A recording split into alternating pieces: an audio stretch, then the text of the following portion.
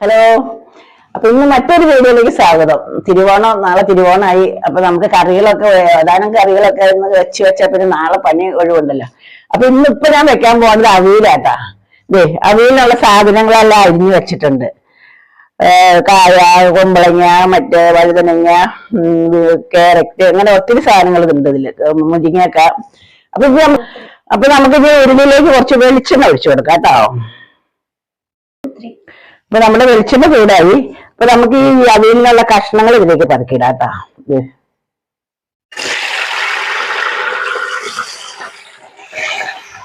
അപ്പൊ നമുക്ക് ഇതിലേക്ക് ഇനി കുറച്ച് ഉപ്പിട്ട് കൊടുത്തു, കുറച്ച് മഞ്ഞപ്പൊടി ഇട്ട് കൊടുത്തു, ഇച്ചിരി കാശ്മീരി മുളക് പൊടി ഇട്ട് കൊടുക്കാം. ഇതിലേക്ക് കുറച്ച് കരിയാപ്പില ഇട്ട് കൊടുത്തു. അപ്പൊ ആവി വരാൻ വേണ്ടിയിട്ട് നമുക്ക് ഇതിനൊന്ന് അടച്ചു വെക്കാം. അപ്പൊ ഇതിന് വേണ്ട അരപ്പ് നമുക്ക് തയ്യാറാക്കാട്ടോ. ഇതില് ഉള്ളി, ജീരകം, കാട്ടാരിമുളക്, തേങ്ങ. അപ്പൊ ഇതിനെ നമുക്കൊന്ന് ഒതുക്കിയെടുക്കാട്ടാ. അപ്പൊ ഇതിന് ആവി ഒന്നോ നോക്കാട്ടാ. അപ്പൊ നമ്മുടെ കഷ്ണങ്ങളൊക്കെ ആവി ഒന്നിഞ്ഞ് നമുക്ക് ഇതിനൊന്ന് ഇളക്കി ഇട്ട് കൊടുക്കാട്ടാ. ഇനി വെള്ളം ഒഴിക്കുന്നുണ്ട്. അപ്പൊ നമുക്കിത് ഇനി വെള്ളം ഒഴിക്കണ്ട. നമുക്ക് ഇതിനൊന്ന് ഒന്നും കൂടെ തട്ടിപ്പൊത്തി കൊടുത്തിട്ട് നമുക്ക് കുറച്ച് കഴിയുമ്പോ ഇതിലേക്ക് അരപ്പിട്ട് കൊടുക്കാട്ടോ.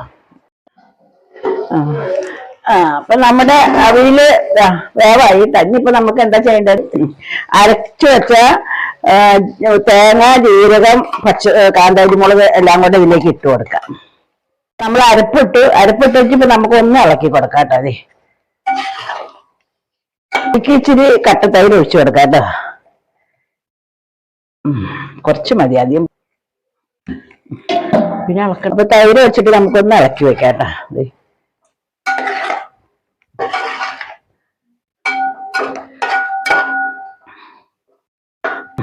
ഇനി ഒന്നും കൂടെ നമുക്ക് അടച്ചു വെക്കാം. അപ്പൊ നമുക്കൊന്ന് തുറന്നു നോക്കിയാലോ.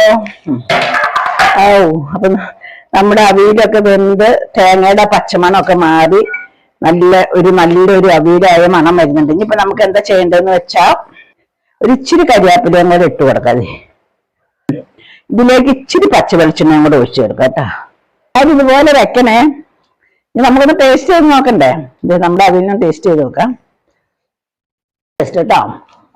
അപ്പൊ നമ്മളെല്ലാവർക്കും ഒരുമാതിരി എല്ലാ കറികളും വെച്ചു. ഇനിയിപ്പോ നാളെ നമുക്ക് വലിയ പണിയൊന്നുമില്ല. നമ്മൾ 2 സൈസ് പാവയ്ക്ക പച്ചടി വെച്ചു, കുമ്പളങ്ങ പച്ചടി വെച്ചു, ഇഞ്ചിപ്പുളി വെച്ചു, അവിയല് വെച്ചു.